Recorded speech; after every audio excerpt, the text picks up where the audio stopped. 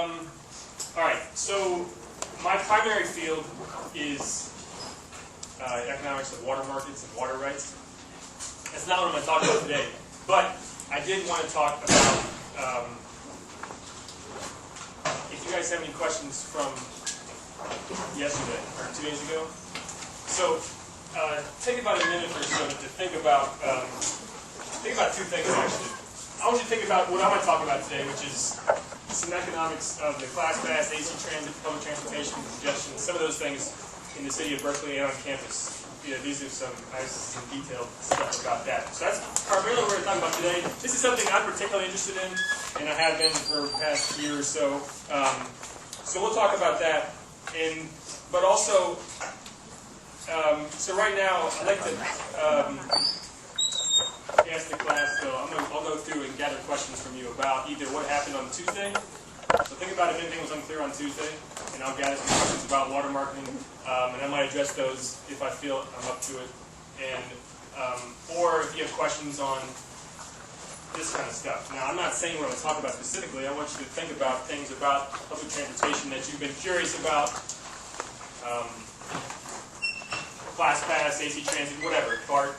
If you have questions about the economics of those institutions or how we have addressed public transportation in this city, I'd like to hear it. So take about a minute or two, and then I'll collect questions in a second.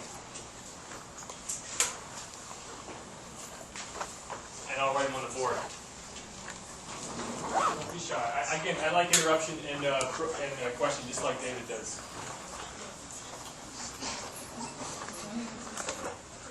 Anything you're sure.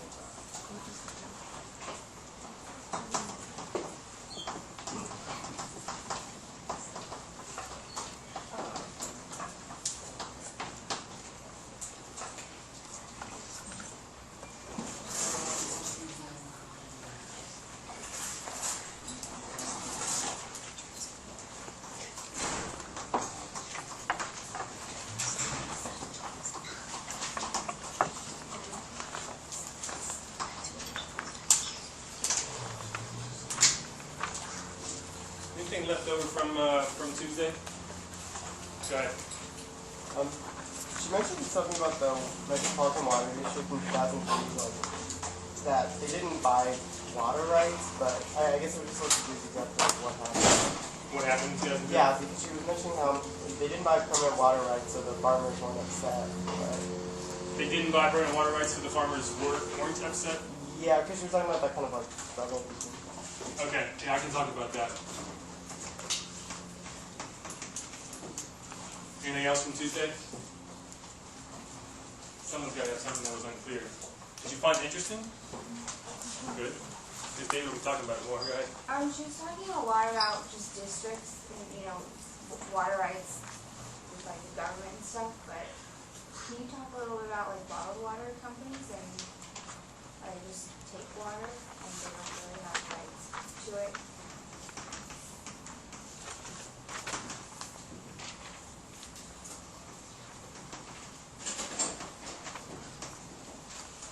Okay. Someone had something over here. Go ahead. I have a question about water rights. So if you're a farmer and you don't use the water, like, do you use it? I mean...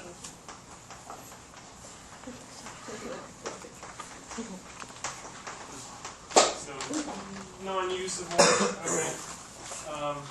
Anything else? Okay, good. So, all right, I'll talk about these three, and then we'll move on to stuff that I was going to talk about. I'll hold off on these questions for a second. So, let's talk about. I'll talk about this one first. Farmers losing water through non-use. So there are two. How much did you talk about water rights on Tuesday? Any? No, not much. All right. So, no, a little bit. Okay. As far as the market structure. Okay. She said Well, in the U.S. the water rights were either conservatory rights or appropriative, yeah. Rights. Okay, so appropriative rights are indeed lost through non-use. So appropriative rights would be, an appropriative right is governed by time of diversion, so the farmer is diverting water from like 1915 on, and they're using X number of acre feet per year. Acre foot is just a measurement term for covering an acre of land up to 1 foot. That's typically the measurement of water. So suppose they're using some water, and technically the appropriative law says as soon as you stop using that water, you do vacate the right to it. In California, it used to be you kind of get 3 years of non-use, and now in 1980 it was changed to 5 years. So a farmer who's, I guess the idea could be they stop farming half their orchard or whatever, so they stop using that water for a period of 5 years. Eventually, if a court ever comes in and looks at their right and tries to quantify it, they could have a reasonable claim to take away half of their water right if they haven't been using it for 5 years. It doesn't work that way in California, though, typically. I mean, that's the law in the books. What you'll find out, I think, is if, which Dave will talk about later, is that rights in this state are very mushy, messy, muddled, I suppose. And so there isn't an agency that's going around keeping track of water rights to begin with. Therefore, there's no way, there's very little way that they can identify if you haven't used all of your water right for a period of 5 years or so. That's one thing. The second thing in California is that they're also in 1980, when they changed the forfeiture, that's what it's called. When you stop using your water, you forfeit the right. So that it's often referred to the forfeiture doctrine.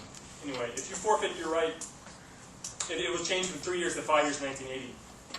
However, they also added some extra exceptions that if you conserve water by using water more efficiently, you still had a right to that conserved water which you could transfer. And so, straight out not using the water, you lose the right. But if you do things more efficiently on your farm, there are ways to kind of get around that in California. Colorado's a lot different. Colorado actually measures water rights very well, and every 10 years or so the state engineer goes around, well, I don't know if he goes around, whatever he does, he figures out how much is not being used for all the water rights in the state, and actually comes up with a list of abandonment and the forfeiture. And so he may chop off half your water right. You can protest in court if you want, but they're much more on top of the game there. It's a whole different story in Colorado. Does that answer that question? Go ahead. If you lose your water right, where does it go to? Like, who has the rights? Who has the right? Well, technically it goes to the next junior person in line, I guess. If they, let me think I can answer that question. I mean, let's think about a district let's think about an irrigation district around Sacramento, who irrigates a lot of rice. For whatever reason, they stop irrigating as much rice. They're leaving that water in the Sacramento River now. So whoever's along the Sacramento, if they want to do it legally, they can start diverting more water if there's more water available. And they can, I guess if they file it, they can file a permit to appropriate that additional water if it's there and get a right to it. It'll be based on the priority date will be based on 2009. But yeah, so the next in line can get it. Sometimes, typically in California, though, like I said, it's not very well measured, and so it's there in some years and not in other years. Any other questions about that? Go ahead. Can the farmers, instead of just losing it or non-use, sell it to another farmer directly? They can, kind of, yeah. So recently, what happened actually? There's a transfer from someplace down in Kings County. Kings County is in Central Valley. There's a farm. I'm not going to call them a farmer. It's a Sandridge Partners, some Sandridge group that owns land down there that farms almond orchards and whatnot. So they decided they have a water right. It's not really water. They actually have a contract through the state board, through the Department of Water Resources to deliver state water project water. So they have a contract for some water anyway. They didn't want to use it anymore. They wanted to sell it to Mojave Water Agency, which is what county? South of Kern, southeast of Kern County, over to Tehachapi's in the Mojave Desert.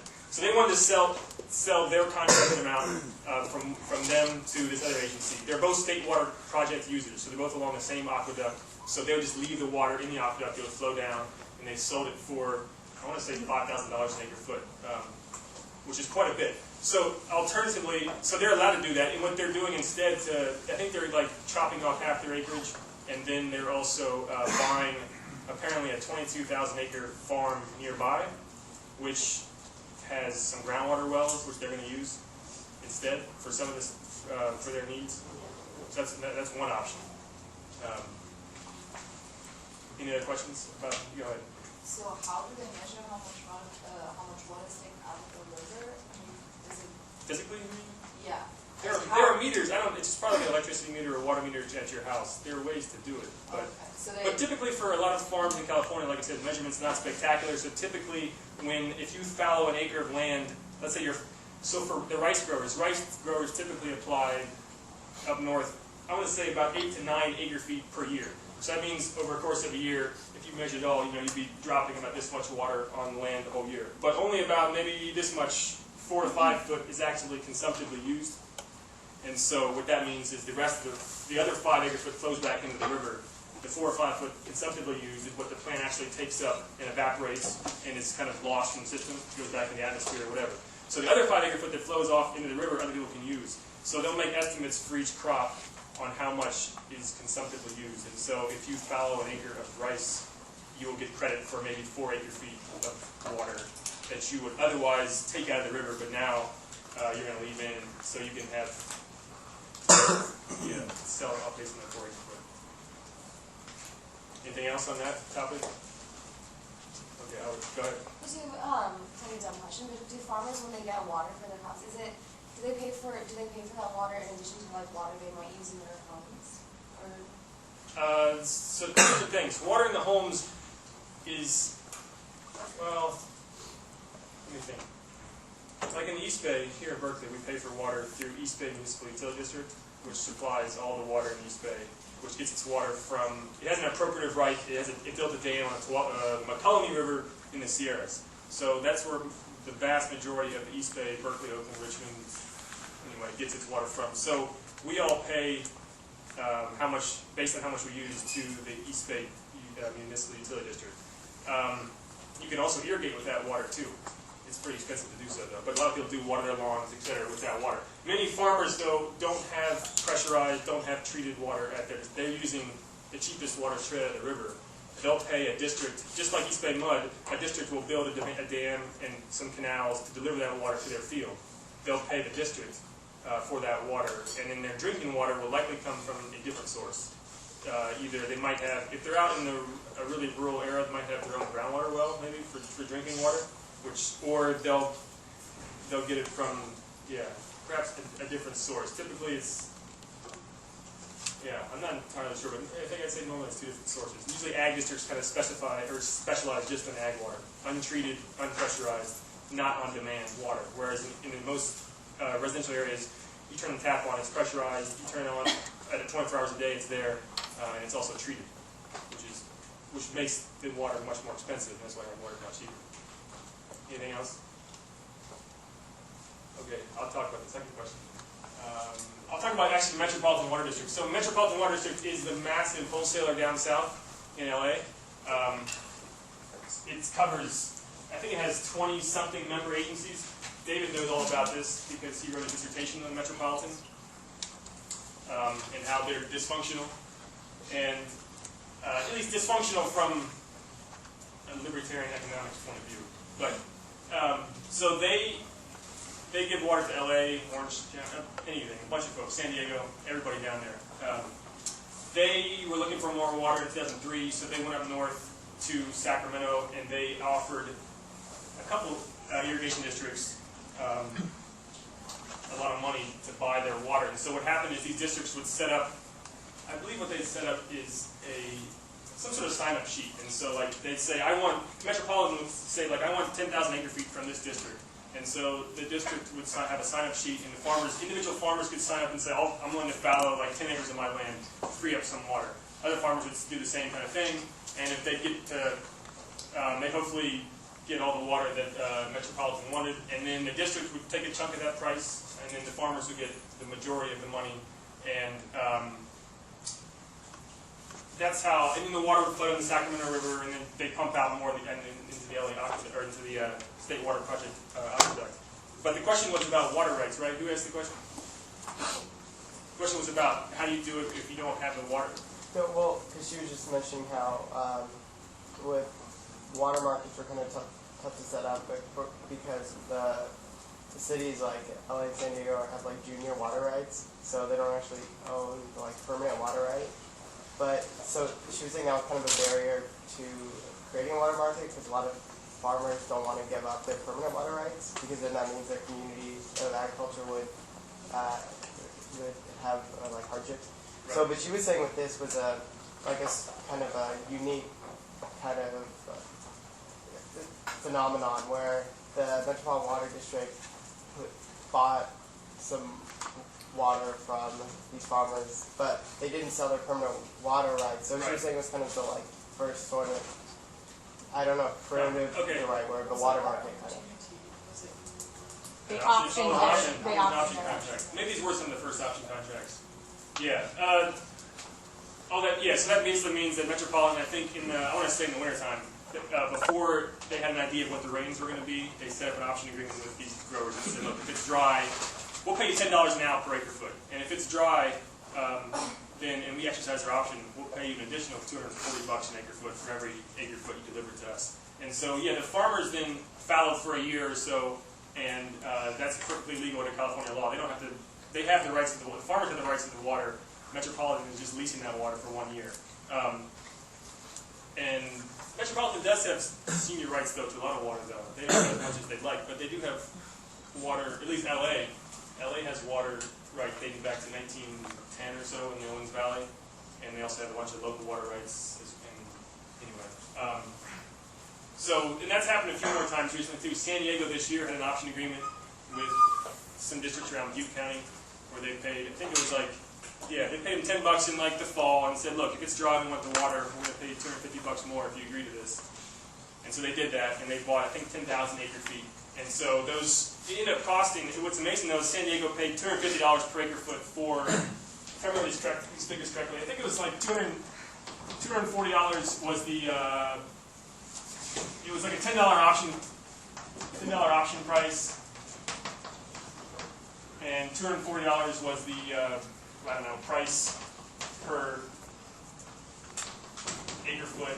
And then it ends up, as the water flows down the Sacramento River into the Delta, they have to allow for like a 23% loss for whatever. You have to repel the salinity, and you lose water in conveyance, and it sinks into the canals, whatever. So they lose. So that boosts the price up to about, that kind of boosts it up to about $300 an acre foot, right around Tracy. And then they have to deliver the water all the way south over the Tehachapi Mountains into the LA basin. LA. Or Metropolitan is a wholesaler for San Diego, and so San Diego is paying Metropolitan these conveyance fees, which add, I think Metropolitan charges them an additional, it's something obscene. It ends up being a total of, with energy costs and everything, close to like $700 per acre foot by the time the water is delivered into the San Diego area. And that's actually before treatment, so treatment can add another $150 or so per acre foot. So to give you an idea of what these, I'm not sure if you have an idea, but anyway. So this is what they're actually paying for water, for treated water in the city of San Diego. To give you an idea of what some agricultural districts are paying for unpressurized, untreated, non-on-demand water, unlike this, they're paying, I think Imperial County, which is the Salton Sea, Imperial County down south by the Mexican border, they're paying about, I think their farmers pay $17 per acre foot. Rice growers up north, I think Glenn-Calusa, the big district up there, charges about $60 for rice per acre. So depending on how many you use, that's a pretty, if you're using 5 acre foot consumptive, that's like $12 an acre foot. Districts east of here in the valley, Central California Irrigation District, I want to say $6 an acre foot. Anyway, so a lot of farmers are paying significantly less. And so if they have the option to receive $240, it's a valuable option for them. However, so economists have always looked at that and said, damn, make the trade, right? If it's that much of a difference, but it's not that simple because of water rights. And I can't go into too much depth of that, but Any other questions about that? About that transfer or anything else? I can talk about bottled water too then. So I think most of the bottled water, who asked this question? Okay, I think most of the bottled water in California, actually, I want to say in the country, is groundwater. A lot of it is not treated surface water. That's not the case for Dasani and Aquafina. Those are actually, Pepsi and Coke's version of bottled water. Those are treated surface water, I'm pretty sure. Pretty sure it's just filtered, reverse osmosis, whatever. But most of the, like Nestle has a bunch of bottled water contracts. They're actually sucking up groundwater in the state. So groundwater rights are completely different. So the rights I talked about before, riparian and appropriative rights in California, are for surface water. For groundwater, it's completely different. And in California, unlike most of the western states, they have not chosen to institute a permitting or water right system for groundwater. So typically, if you own land, you have the right to take groundwater. But it's a correlative right. It means you have to share. As in, if your neighbor is also taking from the same aquifer, which most groundwater aquifers are fairly large, and he's angry at you for, if you're sucking up too much water, it drops the water table on his well. The main cost of pumping groundwater is electricity cost to pump the water back to the surface. So you're causing an externality on him, as in he has to pay more to pump the water up. So there can be disputes like that. So you do have to share the water. But in general, in California, you have a right to pump what is reasonable. And so if a company buys up land that has good groundwater underneath it, they're allowed to, they have a right to use that water and to bottle it and export it. Now, typically the issue in California has been, or actually the issue in most of the country has been, either the groundwater source is in a really pristine area, which people don't want messed with whatsoever. That's one bone of contention. And the other thing is that there's an animosity towards a company coming in and taking water and selling it. Unlike, even though you have perhaps an irrigated farm right next door that takes the water, grows a crop, and sells the crop. So selling the crop somehow, that extra step means a lot than taking the water and selling the water. And that drives a lot of, I think, the contentiousness. Even though, if you look at the numbers, irrigated agriculture uses far more groundwater than bottled water. Bottled water is not it's a fairly small amount of water that's being taken up. My view on this subject, that's where a lot of the focus is actually about water. If you read the newspapers, a lot of people are concerned about it. My view is that it's not as bad as people think it is, I suppose. It's not that bad. And it's also the case that it's probably better for people than Coke. So, people want to buy it. Why the hell should we keep them from buying bottled water? The alternative is they're going to buy Coke or something else, and perhaps we want to give them that option. It's not. A lot of folks said that, well, they can go fill up tap water like I did. They can do this and take this everywhere. But it's just costly to do this all the time. And some people don't have the luxury of being able to do that anyway. It's nice to go to buy bottled water. Go ahead. You said it was a small market. What percentage is bottled water of total water use? Oh, minimal. I mean, to give you an idea, California uses 44 million acre-feet per year. So if we use about 44 million acre-feet per year, this is on an average year. I mean, these numbers are highly fluctuating. But anyway, I think urban accounts for, let's see, I think ag is typically 75 to 80%. Urban/industrial, other stuff is the rest of that. Where bottled water fits in, I want to say it's on the order of probably less than 1%. I don't think it's even a percent, yeah, would be my guess. It's not much in California. Most of the stuff is going to grow food. Any other questions about water stuff before I change topics? David will talk a lot more. So if you have more questions, then feel free to ask him, because he'll be going on more. All right. So instead of, maybe I won't pull for any questions right now. I was talking, it's taking a little longer than I thought, but it's fun. So I want to talk about public transportation here in the city of Berkeley. First, so I need to figure out how you all get to school. Okay. How many people drive to campus? Is that 5? 1, 2, 3, 3. 3 and 4. All right. I think this class is about 90. I assume some people are still on the wait list in this class. Is that true? No? A few people? Okay. I assume it's about 95 people then. Okay. How many people walk? Sorry, actually not walk. How many people walk yet? This is me too many. Bus. 1, 2, 3, 4, 5, 6, 7, 8, 9, 10, 11, 12, 13. Okay, so let's say about 14. How about, let's go BART actually. How many people BART? 4. Okay. Bike? 6, 8, 10, 12. Okay. And so are the rest of you walking? Okay. Anything else I missed? Alright. Interesting. Alright, so what's the big thing? What's left here? The rest of the walk. Anyway. 61? Sweet. That's probably not right, but it's okay. I assume there's less. Okay, so the question, the city of Berkeley,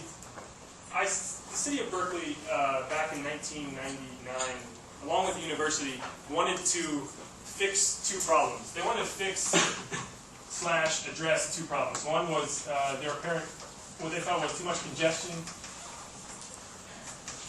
in the city, and the university was primarily interested in parking shortages. Oh, for the people who drive, where do you park? Do you pay? You pay the $355 per semester, whatever it is?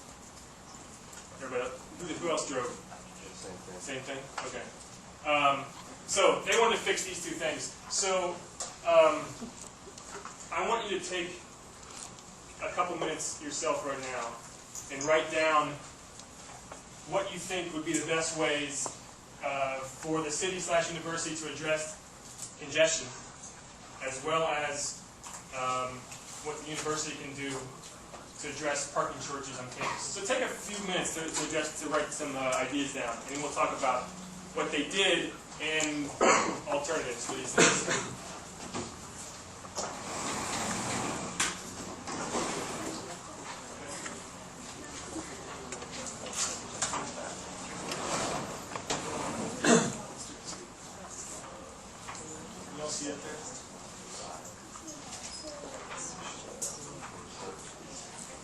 You can talk to your neighbor too if you want to do it in like pairs if you want.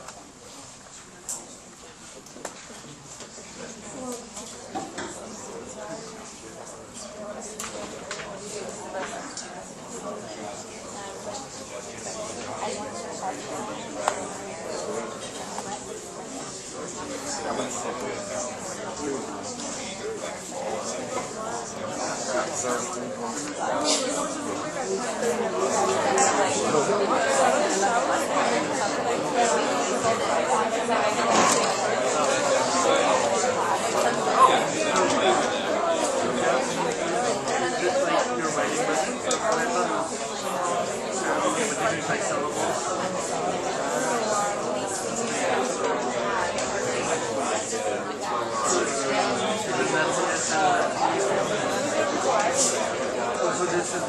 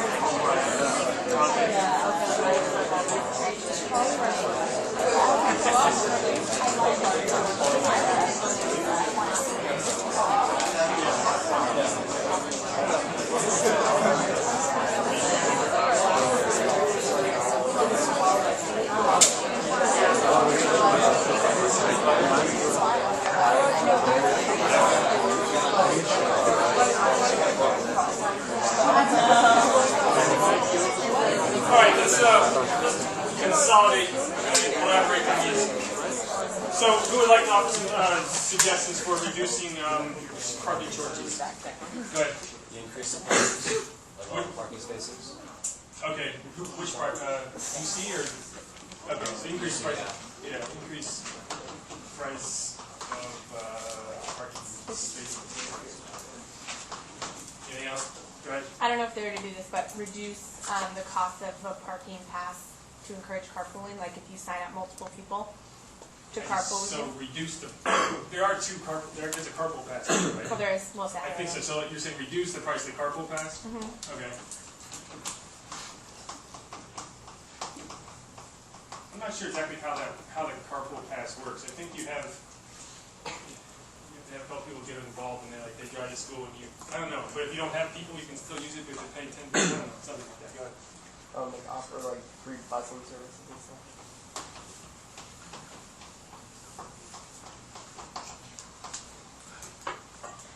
What about having like an off-campus slot and providing a shuttle? Okay, so this would be under. How about build more spaces? Sure. Build more. Yeah. Build more space. Okay, so yeah. Push problem elsewhere.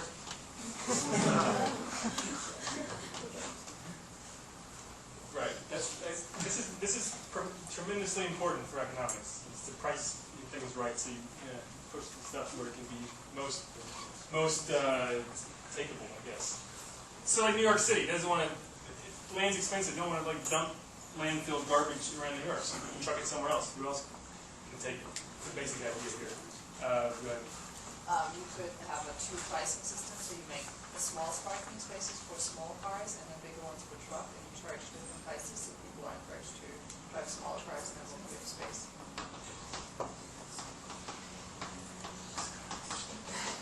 Discriminatory small car pricing.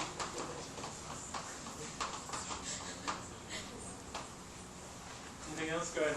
You allow faculty to sell their rights.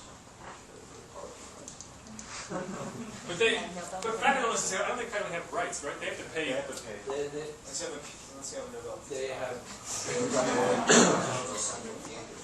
it again. they have a central campus priority. Right. Okay. But they have to pay yearly for those. They do, but Right. But they're the only ones who have the right. You're right. Okay. Okay. I'm not sure. Okay.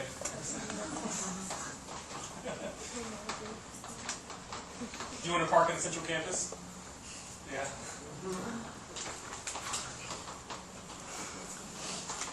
Okay. Anything else that's substantively different from this? That is. Go ahead. Well, isn't the problem that they have to use cars in the first place? So what if they just like instead of trying to address like parking, they try building more like, I don't know, units for housing around the area? But I know like the area's congested than like taller buildings. Well, what about taller buildings? Well, so they can fit more units, housing units.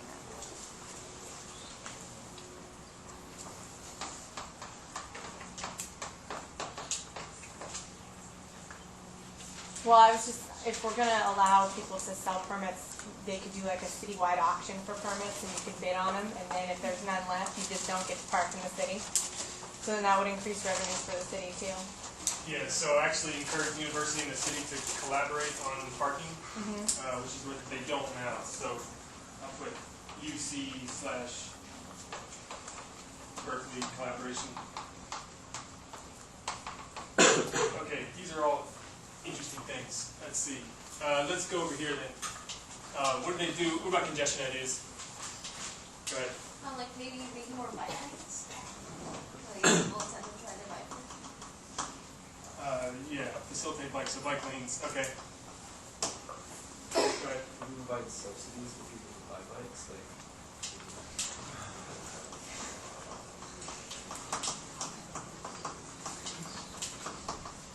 Wait, wasn't that someone's ASUC platform? like would it? Was it last year? I think someone wanted to. Oh, okay.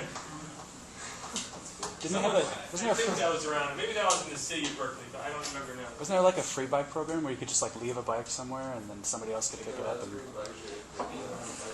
Does campus have that? We had that at Carleton where I went. It was a yellow bike program, and it worked well when the bike was there, and typically they got destroyed after a few uses. You'd often find them near these little lakes on campus, and typically find them in the bottom of the lakes for whatever reason. All right, what else? Go ahead. Encourage businesses to have different opening hours, so that people work at different times.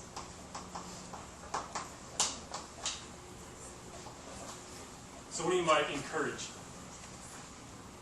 Well, like maybe they're probably really popular times because they're the business hours, and then, for example, if he wants to start early at 6 o'clock. So you want to subsidize businesses for opening at 6? Yeah, either subsidize those at 6 or punish those at 8. Okay. No way. Of course. Okay, go ahead. Make public transportation more reliable. So if people knew that the bus was going to come on time every time, they'd be more likely to take it and rely on it. So make the buses like BART, basically. So they're typically always as good as BART is. Anything? Go ahead. You could institute a congestion fee to drive around town or wherever.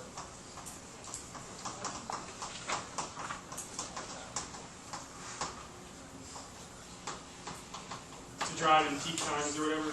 That'd be nice. Yeah. what about reducing the amount of time that you can actually park in a space and then making tickets really expensive? Which is pretty much the way it is. Yeah, that's the way things are going, right? Reducing.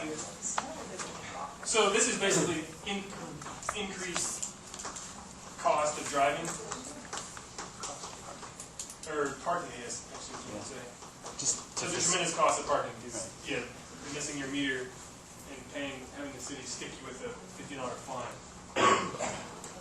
It's really frustrating, though. Yeah, but anyway, we'll get back to that. Anything else? Go ahead. Well, you can do the opposite and just have all-day parking. Because where? Within the city, because people run out and have to move their cars every 2 hours or so. That's part of the traffic. It's an hour around the campus, right? Yeah, some are 2 hours, some are 1 hour. And so if you get all-day parking, then they're not going to move until they leave. People are I see. So this reduces the temporary congestion of people moving their cars. Right. Okay. So all day. Or you can just sell all-day or all-day permits. All-day parking, and the issue is there is all-day parking, but people aren't using it. People aren't using it though. Anyway, we'll get back to this. Anything else? More parking in your public transportation parts. Okay, so that would be encourage. I'll put that under bike lanes / encourage alternatives or facilitate alternative uses of transportation.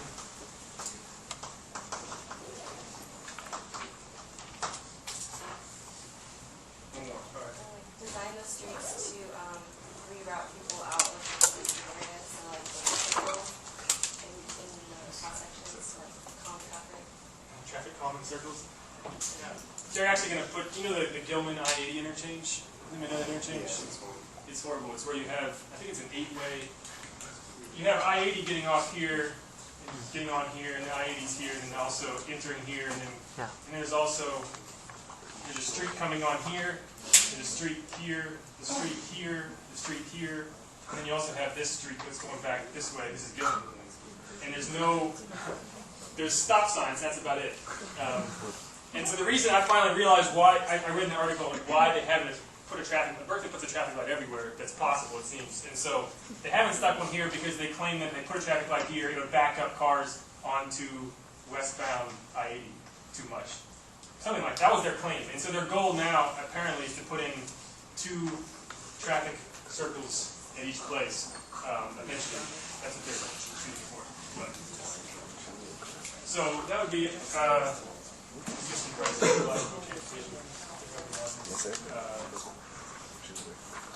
Categories. It's infrastructure. Infrastructure improvement. This is actually something I've tried to talk to the city of Berkeley about and gotten nowhere. I've tried to get them to improve their traffic light timing to improve congestion, but gotten absolutely nowhere. Sometimes that light on Blake, you know, on Telegraph, you're coming on Telegraph towards campus and Blake comes in on your left, and I've repeatedly been there when no one's waiting to cross the light and no car is waiting to come out, and the light flips on Telegraph. And it angers the hell out of me. That you can stop at busy intersections for for absolutely no reason. I figure we have technology to avoid that these days. Okay, let's talk about then what they actually did. So what they actually did was what? Can you remember back in 2000? The city and university I'm not sure exactly how much the city had to do with this, but they were involved because the city of Berkeley likes to be kind of involved in everything the university does if possible. They got the Class Pass program. So you guys all have the Class Pass? Pretty much everybody, right? So the Class Pass, apparently in 2000, the Class Pass, for those of you who don't know, I guess, it's free bus rides on AC Transit whenever you want. And it passed with 88.8% of the vote, apparently, and 31% turnout. Just to give you some numbers about this. So who voted for this system? Go ahead. Oh, I was answering that. Go ahead. It's not free, they charge us. Say again? It's not free, they charge you. You're right, it's $68 a semester now. Yeah. Right, yes, it's definitely not free. $68 now. In fact, if you want to look at what it used to be, I wrote some down. Back in 2000, it was $18 a semester. 18 for the next year. So it had been 2-year contracts basically. So it was 18, then it doubled to 34, then 37, 57, 58, and now it's 68. 2/3 of which goes to financial aid of some sorts. I can't exactly figure out if that means financial aid for like generic financial. Anyway, something like that. So not all that money goes to AC Transit, but 2/3 of it does. Sorry, 1/3 goes to financial aid. So it's definitely not free. Who voted for this? Who's happy to vote yes on this procedure? Right, so of the student population, who's voting yes on this? You who ride the bus. You who ride the bus. Right, so those who find it worth it. People who can't find a place to park. Something about Bart?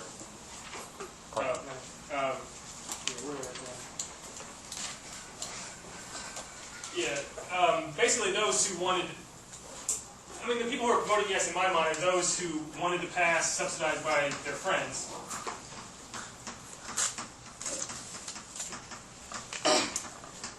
So they find the pass valuable, but they don't want to pay the full, at the time it was $18.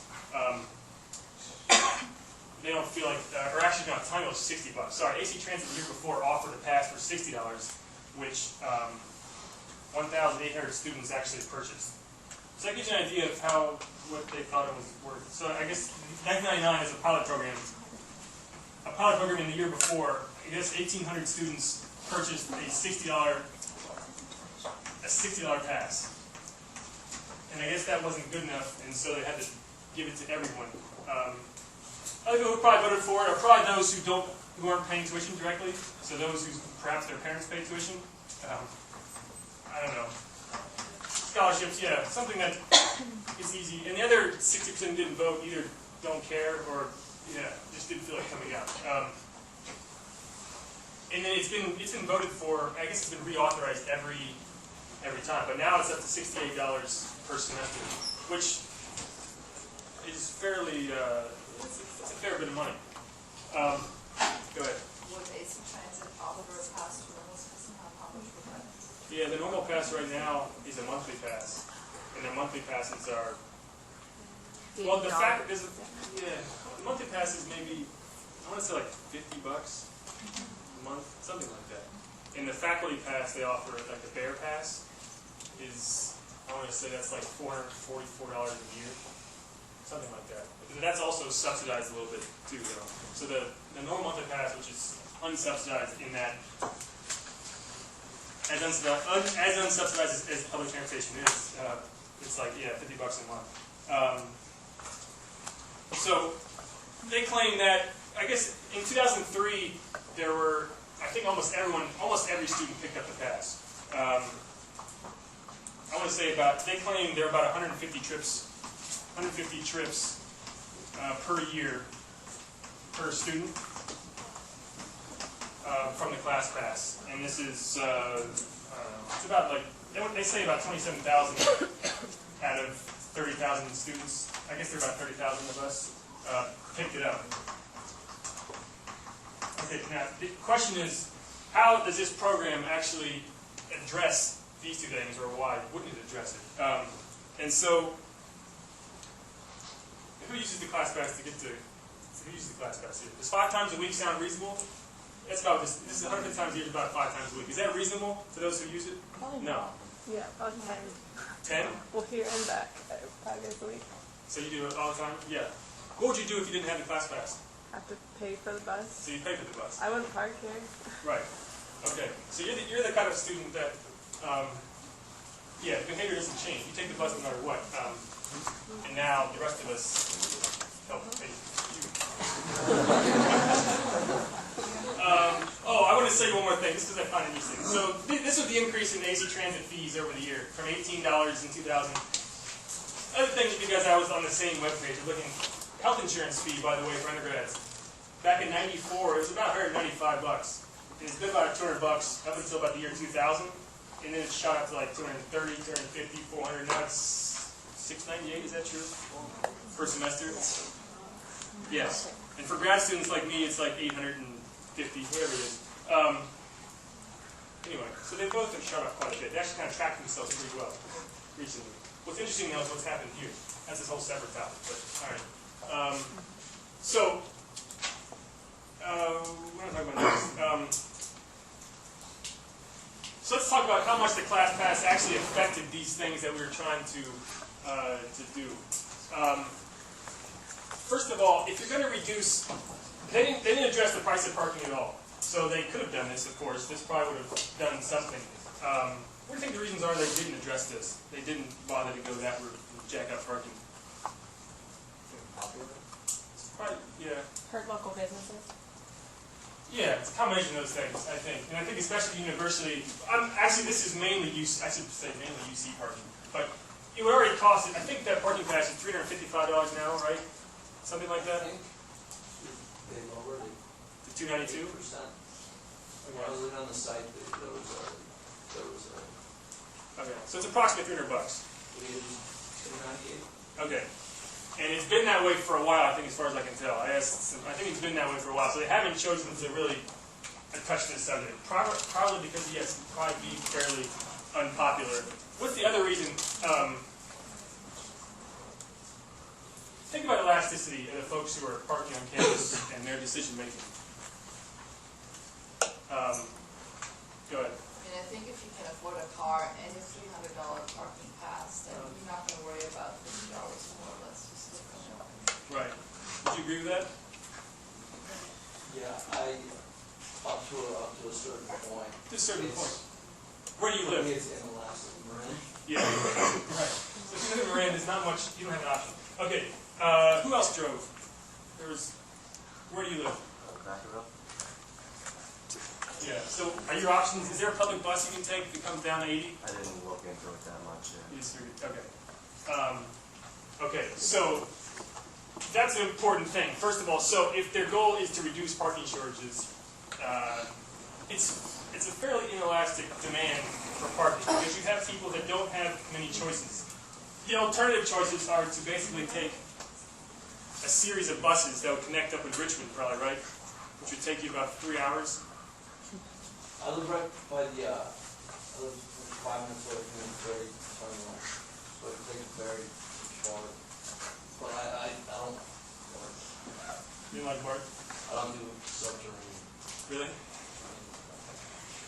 Alright. That's like my parents, visiting me. She's worried about taking the BART underneath the tube. And I said, well, she doesn't want to go on the bridge either, though. So I'm like, know what the alternative is. Let's see. So that's a big problem. Suppose you have the big issue is that drivers who definitely, dominate the demand for parking as well as cause congestion. Drivers have a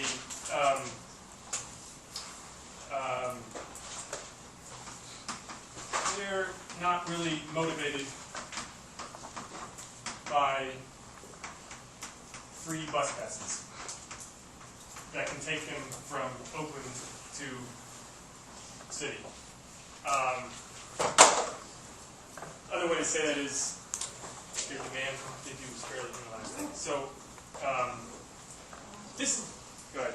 Although, wouldn't it somewhat depend not so much on the bus pass, but more on the cost of housing? Because, I would think that most people who drive from that far figure, okay, I can stay with my parents, which really would cost nothing, or in a really cheap apartment there, versus an expensive apartment here. But if driving, gas, the car, the parking got so expensive, and you could live here, for example, in a cheaper area like Oakland, and get the free bus pass, then it might affect the decision to just say, okay, I will change my situation entirely. Right. Okay. So there are a few. Okay. So you could have people actually changing their behavior, as in now I used to want to live next to Berkeley, but now with the free bus pass, it's worth it for me to live a little farther away and rely on the bus. That's a possibility. So there was a survey that looked into all this stuff and found that really wasn't the case. That people did change, of course, like people change housing locations all the time. The students change housing locations all the time. But the reason for changing it was very rarely based on the bus pass, I guess, in implementation of AC Transit bus pass. So why do drivers not feel not motivated by free bus passes? Primarily because of the, let's see, I was going to, basically, adding a free alternative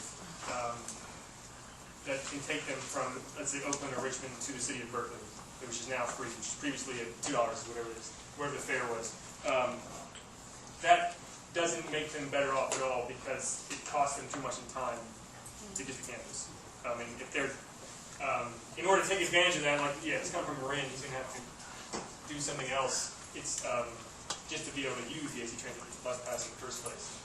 And so many drivers, there are definitely some who will be motivated, but the other thing is that the cost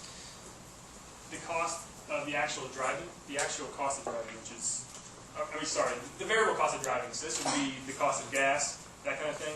That's kind of a pittance compared to parking on campus and other concerns. And so, go ahead.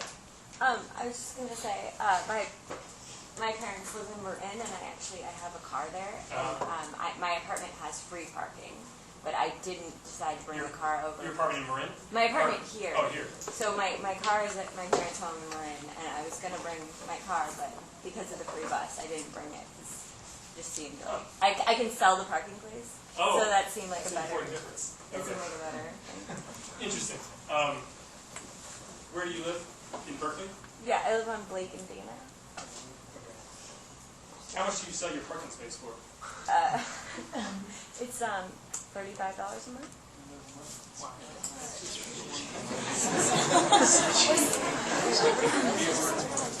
It's already sold. Sorry. Go ahead. On Craigslist and from a lot of people I've heard of, they're around roughly $80 to $100 a month. So that's how people are selling for closer spots to campus, I guess. Does that mean the university's pass is a good deal then? If they're charging $292, whatever it is, per semester. I'd say yeah. If you can find a spot. I see. Is that what it is? So it's governed by, you're not guaranteed a spot then. Is that the case? Are you guaranteed a spot if you buy a parking pass? I get your 8 plus 8. I see. So, yes. As far as I see. So it's filling up by around 11 now. It does. It's pretty close. Yeah. Okay, so if you pay for a pass and you get here at 11, what do you do? If there's no parking? Yeah. I haven't ran into that yet. I'll see. Okay. I suppose you could park on residential parking permit and move your car every hour, but that's a real pain in the ass.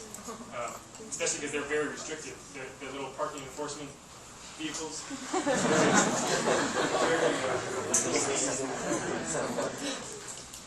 I think one of the proudest moments, well, I'm not sure if it's the proudest moment. I was ticketed for parking on Shattuck, even the Wells Fargo ATM's right downtown.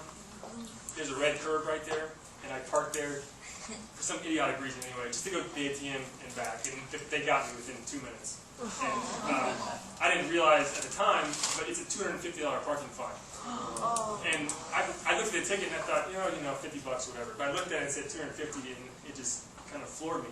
But so I disputed it, was denied, asked for a rehearing, met with the person, and during this time now, the place was changed. Center Street's now a one-way street. They constructed and tore out some signage. My claim was that how could I possibly know it would be $250? There was no sign there, which was true. There are other signs on bus stops.